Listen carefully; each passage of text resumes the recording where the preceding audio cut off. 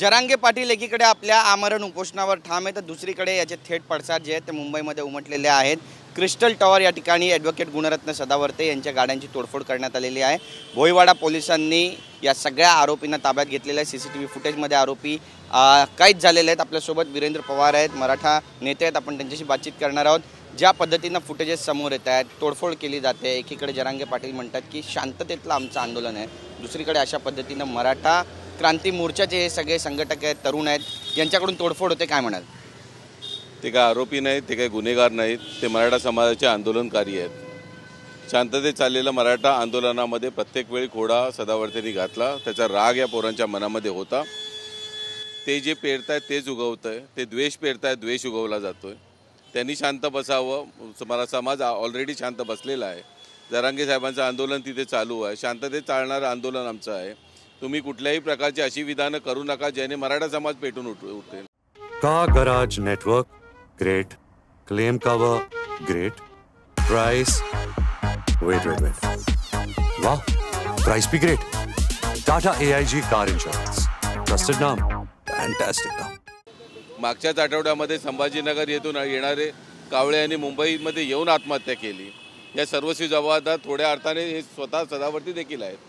अशा वेळेला मराठा समाज हा आंदोलक होतोय, हिंसक होतोय, हे चुकीच्या पद्धतीने मांडणं हे बरोबर नाही।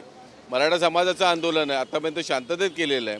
चितावण्या तुम्ही दिल्यात तर त्याचे पडसाद उमटणार नाही, पण ते आपल्या बोलण्यावर ठाम आहेत, मी कुठेही शांत बसणार नाही, मला कुणीही शांत करू नये असं म्हणतायत। तो त्यांनी घेतलेला त्यांचा निर्णय असावा। आम्ही संविधान पाळतो, त्यांनी लावलेल्या गाड्या या असंविधानिकरित्या पार्क केलेल्या होत्या, त्या संदर्भात देखील त्यांनी स्पष्टीकरण द्यावं। प्रत्येक वेळी संविधानाची गोष्ट केली जाते त्यांच्याकडनं, मग त्यांनी संविधानिकरित्या असलेल्या पार्किंगमध्ये त्यांच्या गाड्या लावणं आवश्यक होतं। फुटपाथवरती रस्त्याच्या मधोमध लावलेल्या गाड्या या कशा संविधानिक असतील?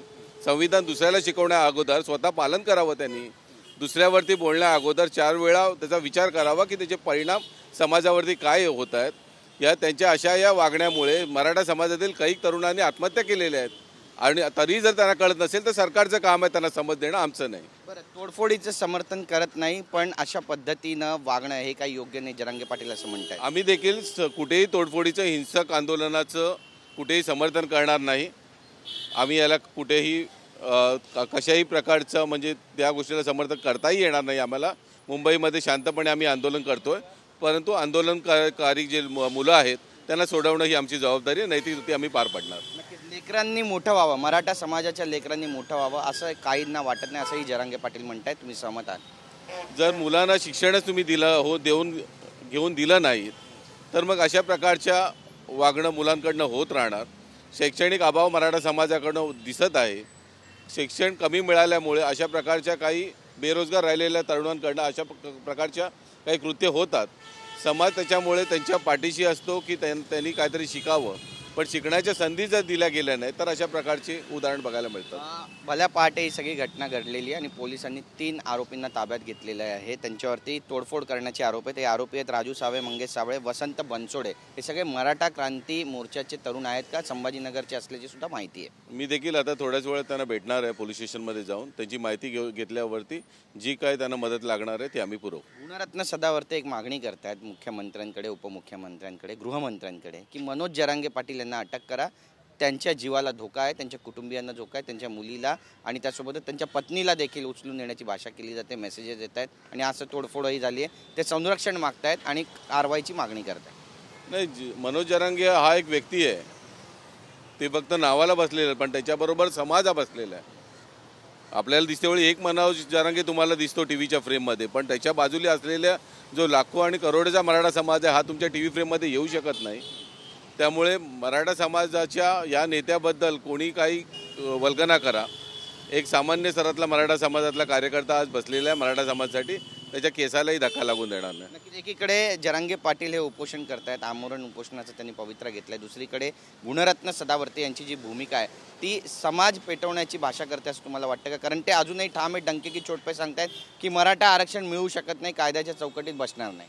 त्यांनी हे बाकी राज्य सरकारला सांगावं, कारण राज्य सरकारने वचन दिलेलं आहे। परवाच्या दिवशी तर छत्रपती शिवाजी महाराजांसमोर त्यांनी वचन दिलेलं आहे, त्यामुळे या सर्व त्यांच्या वल्गना असतील, त्यांनी संविधानाचा नीट अभ्यास करावा। तुमची भूमिका आता पुढे काय असणार आहे? मराठा समाजासोबत आम्ही आहोत, कुठलाही कार्यकर्ता अडचणीत असेल तर मुंबईतला मराठा समाज हा त्यांच्याबरोबर येणार. पण हे लोन आणखीन पेटेल असं वाटतं तुम्हाला?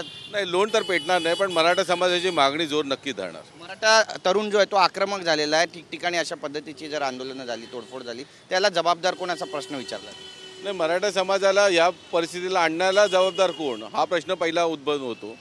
समाज समाजाचं काम करत असतो, कुणाला असे द्वेषभावना नसतात. पण एखादी मागणी जर 40 वर्ष जर राहते आणि त्याच्यानंतर एवढे शेकडो मुलं जर आता आत्महत्या करायला लागली असतील तर त्यावेळी प्रतिक्रिया उमटतात. वीरेंद्रजी, मुख्यमंत्र्यांवरती भरोसा नाही का? मुख्यमंत्र्यांनी छत्रपती शिवाजी महाराजांना नतमस्तक होऊन अंबा देवीच्या टेंबी नाक्याच्या देवीच्या मंदिरामध्ये मंडपात बसून शपथ घेतली की ते मराठा आरक्षण देणार. मराठा तरुणांना विश्वास नाही आहे का सरकारवर? नाही, 100% मराठा समाजाचा विश्वास शिंदे साहेबांबरोबर आहे ना. आतापर्यंत ज्या न होणाऱ्या गोष्टी त्यांनी केलेल्या आहेत त्यामुळे त्यांच्याबरोबर न विश्वास ठेवण्याचा प्रश्न येत नाही. प्रश्न फक्त आता येतो की कालावधीचा, की किती कालावधी अजून मराठा समाजाने वाट बघावं. त्यांनी परवाच्या दिवशी शपथ घेऊन छत्रपती शिवाजी महाराजांच्या समोर शपथ घेऊन सांगितलेलं आहे.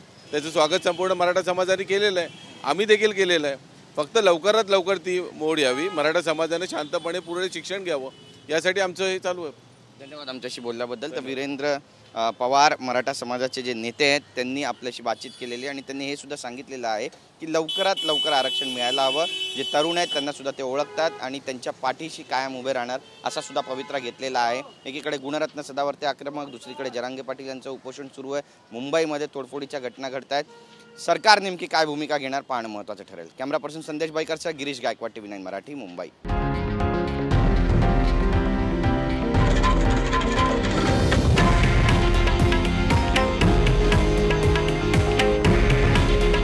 हे आहे देशातील नंबर 1 न्यूज नेटवर्क आणि आपण पाहत आहात TV9 मराठी. काळजी तुमची, हित महाराष्ट्राचं.